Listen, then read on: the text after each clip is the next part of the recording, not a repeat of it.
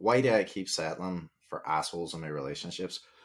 So this is something that comes up a lot, in various different ways. People can be looking at the type of relationship patterns that they're in, like why do I keep ending up with the same kind of partner? Why do I keep tolerating the same kinds of behavior in relationships? Is it something about me that's attracted in this person, or is it something about the traits that I'm drawn to that are familiar? So it can be down to a number of different factors. And what I like to look at is initially just looking at your family of origin, like your early relational template, looking at the types of behaviors that was modeled in the family of origin, looking at how communication maybe played out, looking at how your parents might have behaved, looking at how they may have engaged in conflict, how they may have made repairs, how they may have shown intimacy. Did they resolve conflict? Was there a healthy template there for how they might have worked through issues? Did they find compromise, or was there dysfunctional behavior present in that dynamic? So things that could stand out, potentially people shouting and roaring, intimidating behavior, name calling, stonewalling, silent treatment. Those are very, very damaging, but also very, very commonplace dysfunctional behaviors that a lot of people get exposed to in their family of origin. At the other extreme end of that, there could have been elements of violence. There might have been emotional abuse. You could have seen generational patterns being passed from one generation to the next generation. This can be true when we start looking at like placating, people pleasing, when we see addiction and unresolved trauma going from one generation to the next generation, and there's been no support systems in place to help people learn how to self regulate, to work through the things that are in place. And then whatever's not dealt with in one generation, whatever's not transformed, is unintentionally then transferred usually to the next generation to deal with. So this can then show up in part in your adult relationships, the types of relationships that you might find yourself drawn to. So again, I was talking about communication. I was talking about like behavior that's being modeled. Part of maybe even looking at this might be, who did you need to be in order to feel seen, in order to get elements of connection, in order to feel of value, of worth. At the core, when we start to look at why are we settling for certain types of relationships, often the relationship with yourself will set the tone for a lot of the behavior that you'll tolerate in your adult relationships. This could be your friendships, it could be your interpersonal relationships, it could be with your family, your in-laws. It could also be the types of partners and the types of relationships you settle for. So working, using that relationship, investing in that relationship with yourself will always pay dividends. When you start to build up your sense of self, your self-worth, your self-esteem, and not define it on being in a relationship, then you'll be less likely to cling to relationships that are unfulfilling, or potentially damaging, or in some cases even abusive. So looking at the patterns that you're caught in, if you find that you're in a really unfulfilling relationship, or you're settling for a really unfulfilling relationship, you kind of have to look at maybe what's beneath that. Are you afraid of being on your own? Are you afraid of being rejected? Are you afraid of conflict? Are you afraid of speaking up because you're afraid of being, humiliated, not feeling resourced to be able to actually deal with conflict? Conflict, being afraid of having conflict is also in part down to not knowing how to navigate it, not knowing how to verbalize your needs. Maybe as I mentioned there with communication, if you grew up only seeing a certain type of communication style being modeled, and then you find this is in your adult relationship, it can be very, very difficult to navigate that, especially if you're dealing with that blaming and placating cycle, because it will function on a level, but neither person will really fully get their needs met. The other extreme end of this can be people shutting down, ignoring you, people escalating the argument, knowing that it becomes overwhelming for you, knowing that you're not able to regulate, knowing that you find this intimidating. Some people also get caught in that trap of being the debater, trying to have the last word, trying to be the person that's always right, trying to assign fault, trying to find out who the bad guy is. And that can be a very, very overwhelming dynamic to try and work through if you don't understand like why this cycle of behavior keeps happening, why this communication dynamic keeps happening, like the pattern that leads to these stuck points showing up in your relationship. Going again back to the family of origin, sometimes people can learn not to use their voice, or maybe it wasn't safe for them to use their voice because maybe when they spoke up in the family of origin, maybe they were ridiculed, they were put down, they were shamed, maybe they were punished for trying to express themselves, trying to express needs, trying to get needs met. And that might be replaying now in their adult relationships with somebody that's maybe emotionally unavailable, or potentially even emotionally volatile, and they're caught in that trap of trying to be seen, trying to feel heard, trying to feel understood, trying to feel connected to a person who is just not there for them, not present with them. Um, and I think often when we look at relationships where people are really unfulfilled or they're settling for maybe poor behavior or bad treatment, the relationship container won't, I shouldn't assume, but in a lot of cases, boundaries will not be in place in those relationships for the most part. When you know how to model healthy boundaries, when you know how to communicate your boundaries and stand over them and enforce them, really it gives you a strategy to be able to kind of define what is appropriate, what's not appropriate. And a willing partner, and that's really important within the language, a willing partner will work with you. They'll understand that what you're communicating is based on respect, for you to feel safe, for there to be respect between both people, for both people to get what they need from the relationship, where it's not going to be an exploitative dynamic. Now, where this can become tricky is if you grew up in a household in the family of origin where there was no boundaries being modeled, or maybe there was, no space for individuality, or there was no privacy, or, that can be expanded on in a lot of different ways. But where boundaries aren't modeled, it can then feel very overwhelming when you're in a scenario trying to stand up for yourself, trying to assert yourself, trying to communicate in an effective way and tell people, what needs to change, and also know what they do in that moment when they push back. Because within all relationships, as soon as something begins to change and shift, the whole system goes under flux. There's this aspect of the process of change. When you change something in a system, the system has to adjust, the dance has to change. You're changing your step in the dance, the partner has to respond. So especially where there's a power differential, if they're used to always getting their needs met at the cost of yours, and now you're suddenly working on yourself, you're trying to build your self-esteem, you're trying to build your self-worth, and you're trying to communicate, look, I don't want to keep being treated this way. That's not going to work for me. Or even just no, in some cases, using your voice, speaking up and saying no, there's going to be that pushback because the person needs to find the line. They need to see how committed you are to this change.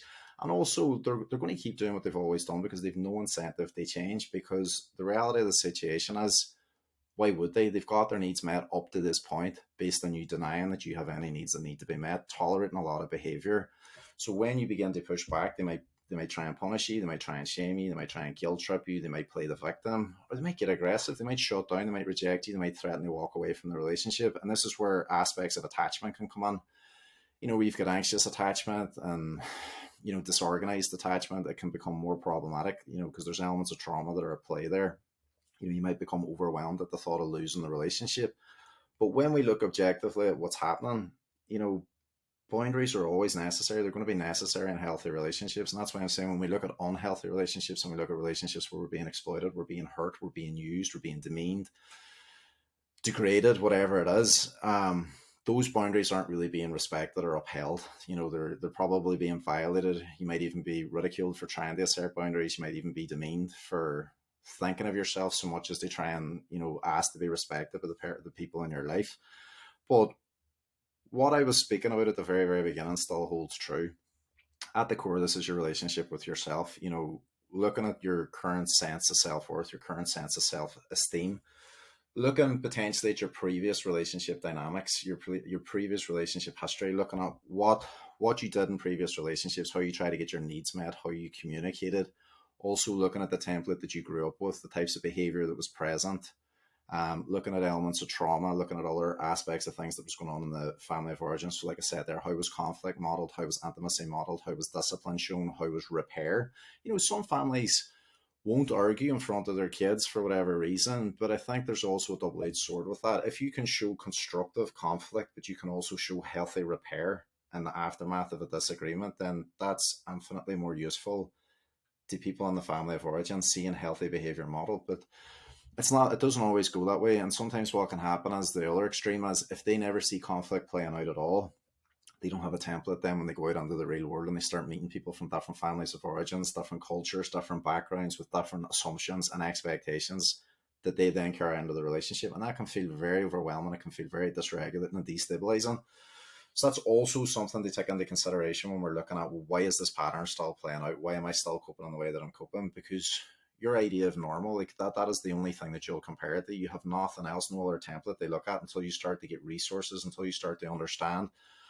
The thing that I've always done isn't currently working and hasn't worked in previous relationships. And there's aspects of these traits that I'm drawn to within these partners. It could be emotional unavailability. It might be this idea that I have to prove myself. It might be this idea that these relationships have only ever functioned based on me giving and giving and giving at the cost of the self. It might be that, because I have settled for what I thought I could have rather than allowing myself to actually, be very clear about what I want and what I expect and what I demand from a partner, that I have settled for really unhealthy relationships in the past.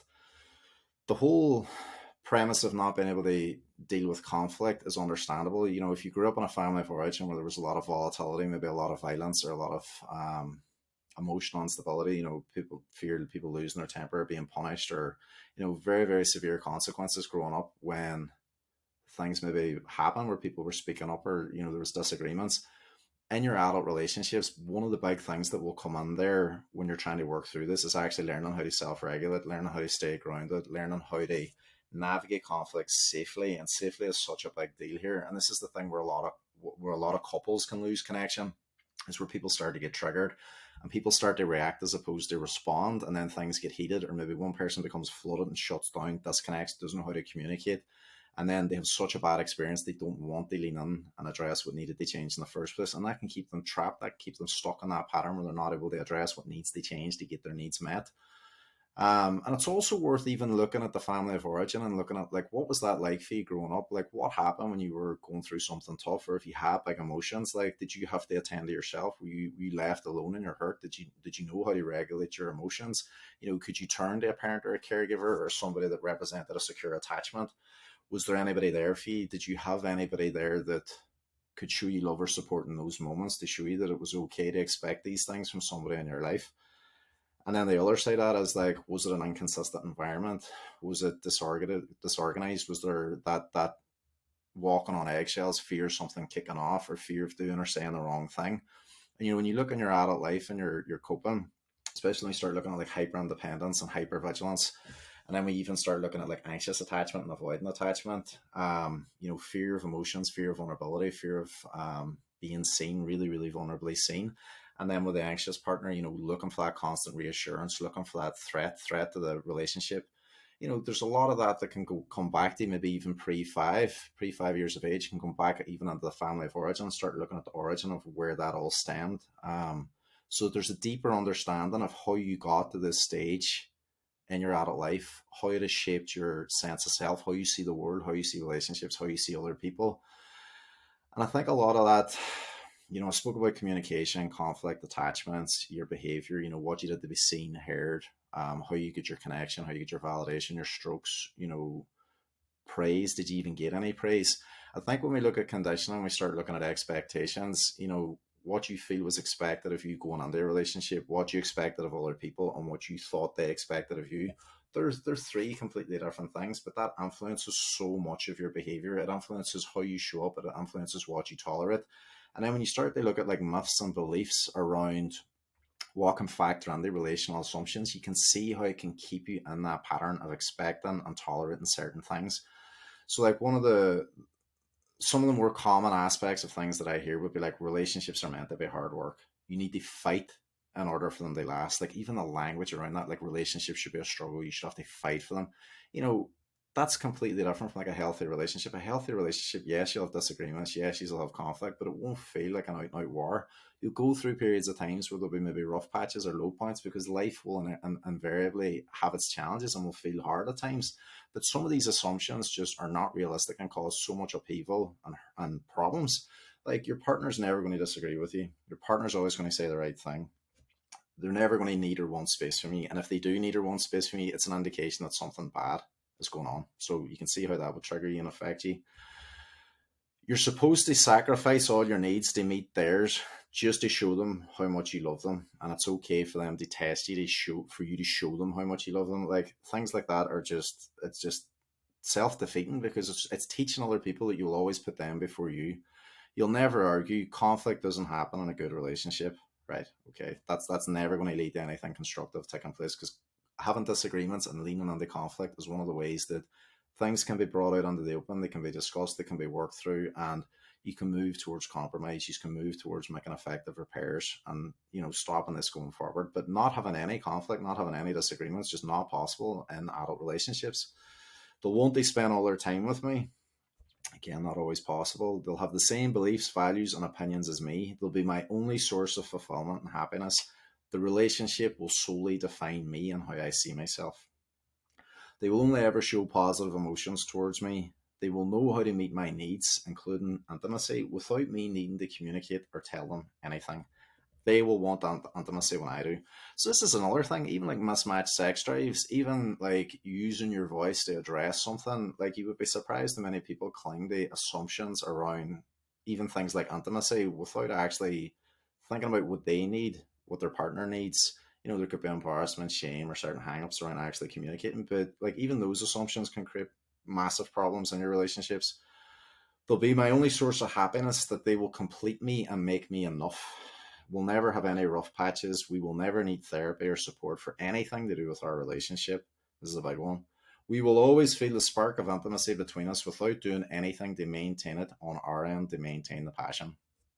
Like good relationships take work, they take conscious effort, they take two people willing to learn how to connect, learn how to regulate, learn how to communicate, working through conflict effectively, making repair, growing together, having shared vision, all those things. But that takes effort. Like that idea, the spark, even non-physical intimacy, quality time, all those things, it doesn't just happen. Like that's something you have to consciously, intentionally work at. That I should know every aspect of this person's life. There should be no privacy between us. Like, you would be surprised how many people believe that as well. That the problem will always be their fault and it will never be yours. So, again, a lot of these assumptions can show up. You mightn't even be consciously thinking about these things.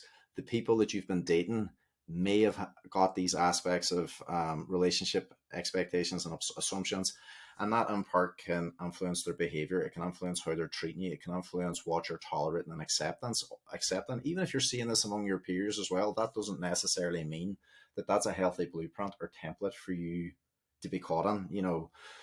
Just because certain behavior is normalized or tolerated in your peer network doesn't necessarily mean that that's a healthy container or environment for you to be in. And what I was saying there about your sense of self and self-worth, like if you use this as your sole aspect of how you will define yourself, your enoughness or your sense of self-worth as a person, as being in a relationship, then this is when you can start settling for things that you shouldn't be settling for, because it is that fear of being on your own. It is that fear of being rejected, the relationship ending, them leaving, even when you're dealing with really, really awful behavior. And that's the thing, you need a sense of self-esteem and a sense of self-worth outside of that. You need a life outside of that relationship. You need other things going on that help define how you see yourself as a person. And I think one of the things that a lot of people also overlook, see, the longer you stay in these containers, the longer you stay in these relationships where you're settling from poor treatment from people that you might define as like being assholes, or being really, really ignorant towards you, or on the other end of the spectrum being kind of abusive towards you, the longer you stay in those spaces, the more it inevitably will hurt your sense of self. It'll affect your self worth. It'll affect your sense of self esteem. It'll affect your confidence. It will affect you on every aspect. You will be a shell of yourself the longer you're in these containers. And I've seen it time and time again. I spent a lot of time working with relational trauma. I spent a lot of time building people's self esteem up.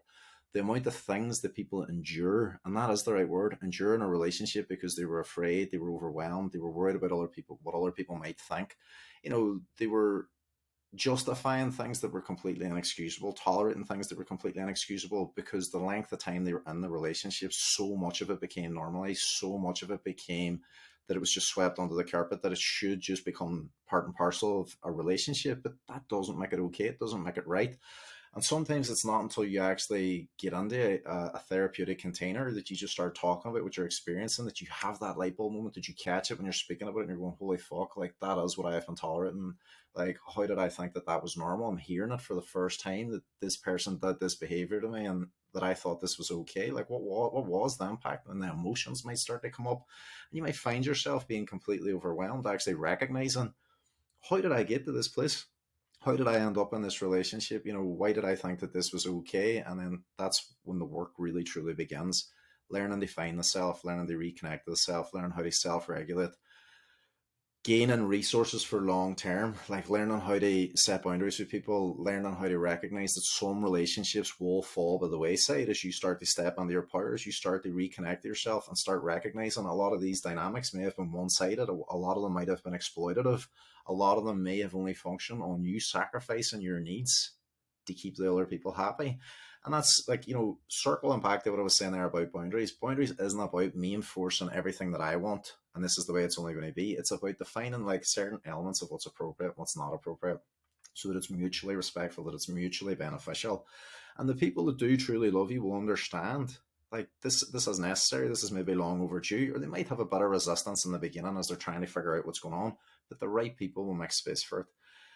And that's it. Like, doing the work to make changes, it's not easy. You're breaking generations of cycles that have been in place potentially in your family of origin. And, when you think about two people coming together and having kids, you've got both families of origin, you've got both templates going on, you've got unhealed trauma, you've got all sorts of things that have to be looked at and then worked through. And this is when people start to get defensive about going to couples work, really it's about creating a massive awareness around who you are, how you function, what you need, and vice versa with the other person.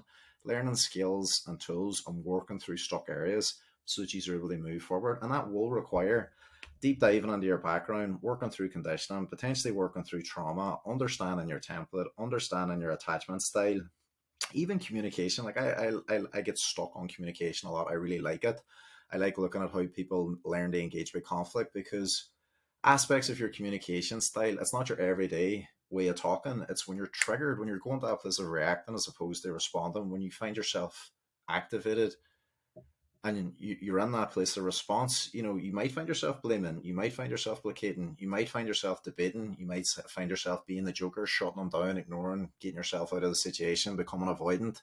It will be context specific depending on who it is. And again, different relationships bring out different aspects of communication, different contexts, different things that you're even talking about might bring out a different response. So even understanding about your communication, understanding your partner's communication, like even with blamers are very driven by expectations, assigning fault. But one of the big blind spots that they have is their own personal responsibility, their part in that dance. That's why often they can go to defensiveness, shifting responsibility rather than looking potentially at what was my part in this, where can I take responsibility. And going to personal therapy, going even into couples therapy, you can learn these things. You can move through these blind spots so you can set yourself up more effectively going forward with future relationships. Um, Also, the self-regulation thing, like the more and more I've been diving into somatic work, I can see the power of self-regulation. I've always been big on grounding, but like knowing how to be with big emotions, knowing how to get yourself grounded, knowing how to move through them. Safety is such a fucking underrated thing in relationships. You should not ever be settling for a relationship that's not safe. If you're worried about your partner screaming in your face or losing their temper or intimidating you or threatening your family, your loved ones, anybody connected to you, that is not a safe environment. Period. Period. Like I can't stress that enough. That safety and respect are two things you should not be neglecting in any relationship. Like you're invariably going to disagree, you're not going to see eye to eye sometimes. You're going to have heated conversations, but that is not the same as living in fear. That is not the same as living in an environment of constant disrespect and intimidation. Those are very, very different things. And look, you can have the conversation about some people are assholes, some people are selfish, some people are self serving, some people are takers, they're exploitative, but they may not actually engage in other aspects of putting you down. They might do things that are really triggering. They might compare you to other people. They might compare your physique, all of which is damaging and all of which at times can fall on that scale of being emotionally abusive. But where there's a chronic sense of abusive behavior present, you should never ever be settling for it. And I know it's not a straightforward conversation of, well, why do people stay? Because there's safety elements. Sometimes they don't have resources, sometimes they don't have support networks. When it's a really coercive, manipulative dynamic, they may have been brought away from their support network. They could be dealing with massive feelings of fear, shame, embarrassment, guilt. There's so much that can go into a person being stuck in those situations. But for your own awareness, very early on, if you're in this scenario now, we're maybe meeting new people or you're in a fairly new relationship or whatever it is, start out as you mean to continue. This is why your boundaries are so important. This is why learning how to communicate is so important. Learn how to make effective repairs when there's disagreements. seeing the person for who they are, not the potential of who they could be. Not denying that there's a problem because you're afraid of what this might mean for you, right? This might not be the right person, might need to leave the situation, or might need to move on, or might need to, deal with something I don't necessarily want to deal with. But the alternative is staying in a container that is ultimately going to affect your sense of self. It's going to affect your sense of self worth, your self esteem, your quality of life, your mental health. If you've got kids in that environment, what behavior are you exposing them to? What template are you unknowingly letting them see that's going to play out and factor on the aspects of their template getting older? And that's what I mean. Denying that there's a problem is really, really destructive, because I get that it's coming from a place of avoidance and a place from fear, but it also, the longer this goes on, the more it affects you, the more that behavior becomes normalized. If you find yourself creating excuses and trying to justify why somebody is mistreating you over and over and over again, that can be an indication that you need help, you need support, you need to go and work on your sense of self, your self esteem. Actually speaking a safe container so that you can actually start to see how destructive that this is. You shouldn't be tolerating it.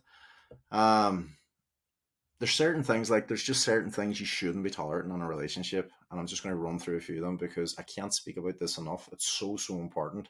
Like dealing with constant secrecy, manipulation, somebody lying to you, um, like that just can't become normal. Like, because you question your sense of self, and at the more extreme end that you're talking about gaslighting and being manipulated. Reacting versus responding is something that can be worked upon, but when it's chronic blame and it's leading to name calling and disrespect and being belittled or humiliated or shamed, that shouldn't be going on. And that also leads under then the four horsemen: criticism, stonewalling, silent treatment, like being shunned and punished for, X, Y, and Z. That chronic defensiveness, like where those are present, the relationship's kind of chinned. Like the Gottman Institute has talked about that at length. That can be an indication that a relationship's going to end.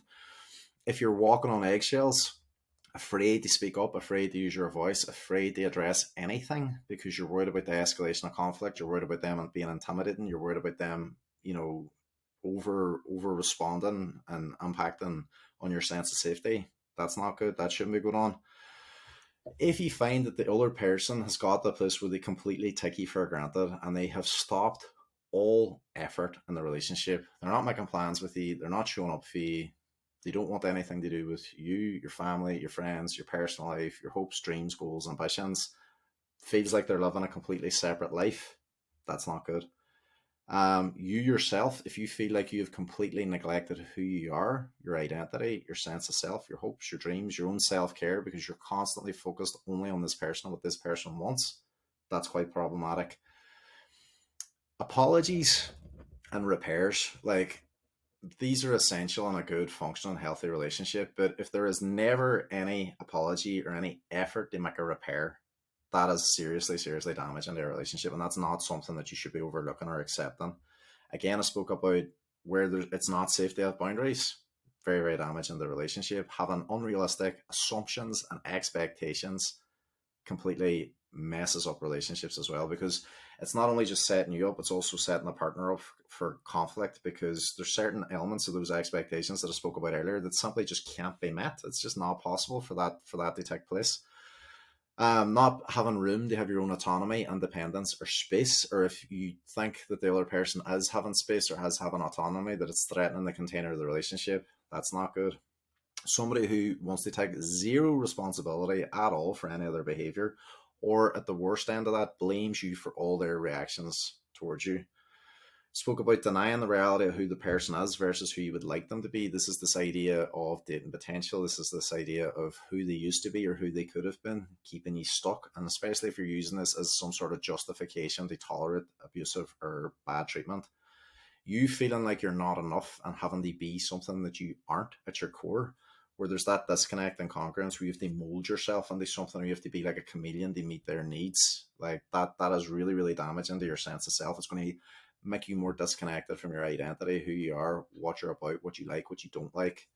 Um, Very obvious, spoke there about bad behavior, demeaning or abusive behavior, constant secrecy, lying, manipulation, growth. So if your growth threatens the relationship, or you feel like your partner is actively holding you back or sabotaging, or stopping you from moving forward in an aspect or area of your life, that's not good. We would like our partners to be our biggest cheerleaders or support, the people that we can come and turn to for advice, for guidance, like a safe space. And if they're actively deterring you from your growth or holding you back or shaming you or sabotaging it, that's not good. And again, lack of safety, I spoke about that earlier. Feeling big feelings of shame, feeling like you have to keep big secrets about what's going on in the relationship, what you're tolerating. So this could be constant cheating, it could be forms of violence, it could be emotional abuse, physical abuse, it could be financial abuse, running up massive amounts of debt. Um, there's so many things that can fall into that. And if you're walking around with this massive burden, feeling all this guilt and all this shame and all this embarrassment, and not knowing what to do with it, that is a massive indication that something needs to change. Sacrificing your needs, always putting them first and putting yourself last, or not meeting your needs at all, massively damaging to your sense of self, and you're going to have a very, very unfulfilling relationship. And another big indication is if you're harboring a lot of resentment and frustration about the way things are, but you're choosing not to do anything about it. So there's a bit of food for thought there. There's a lot of things that I could expand on within this, and I don't want to spend a lot of time moving on the abusive, toxic relationships because I know it triggers and destabilizes a lot of people when I'm talking about this. But it is also very, very important to be able to catch certain things, especially now when we talk, when we live in a digital age. Like even digital abuse is something that's becoming far too common. We've got revenge porn. We've got so many other things that can cause trauma, that can cause a lot of people to stay stuck. In my experience working in the aftermath of abusive relationships, I work a lot at clearing trauma. I work a lot at working with the nervous system, working on the somatic body, also working with identity, how the person sees himself, building their self-esteem, their self-worth, equipping them with resources for the long term, but also systemically pulling everything back, looking at the conditioning, looking at the relational template, looking at the attachment styles, looking at, well, how do we get to this place? And also holding that space for the person to feel seen, feel heard, feel understood, feel respected. To actually recognize, look, it wasn't actually just you. I'm not here just to call you, but like that person was a fucking dickhead, or maybe they were an asshole. They might have been completely abusive. They may have done absolutely unspeakable things. And that has to be validated. That has to be worked through. There has to be empathy and support shown for that person. And this is the thing, like some people are assholes, some people will cause inadvertent harm, and then the other end of that is complete fucking dickheads that are just being abusive, that are absolutely perpetuating trauma from relationship to relationship. Your duty is to respect yourself, is to heal, is to get support, is to look at all the stuff that you've either inherited from your family of origin, or if you've come from a very safe, very caring family of origin, and you've just ended up with somebody who's created a lot of harm. Say, like we look at the codependency cycle or the people pleasing cycle, you've ended up with somebody who then has perpetuated trauma, who has used, abused, demeaned, and discarded you. Like there's a lot of work that has to go on there to rebuild that sense of self worth, self trust, for you to start to feel power and to be able to trust yourself again, to be back in a relationship container. Like that has to be worked through. And if we don't do that and we go back out into the world and we just let all that stuff stay in the subconscious, that is what can drive us to being in these patterns again. Because the brain looks for what's familiar. And it's one thing, when we think about traits, and sometimes people talk about a type, it's not necessarily a type. Like you can date people from different parts of the world, you can date different types of how people look. But the traits and that relational template, that's in the subconscious. The brain is going to seek out that which is familiar. And this is why this needs to be worked on. This is why in depth change work is so important to actually have them fulfilling relationships going forward. So I just want to say thanks for listening. I could talk all day about this. I am going to be launching a program for relationships and rebuilding connection, rebuilding that spark, equipping people for the long term so that they can have fulfilling relationships, so they can have these skills and resources. There is going to be a live element. I am going to be teaching on this. I am going to be doing Q&As. There's going to be a men's masterclass here as well, where we can start to talk about from a male perspective what men might need or might want to ask about going on their relationship, or the things that they might be missing or inadvertently doing wrong in the relationship. And I'm mega excited to get this out. I'm really looking forward to holding that space in that container and diving into this and actually seeing the kind of feedback that we can get back from, people's experiences of how they have experienced the spark going in the relationship, what came up for them, and equipping them for the long term to make that change. So just want to say thanks again for listening.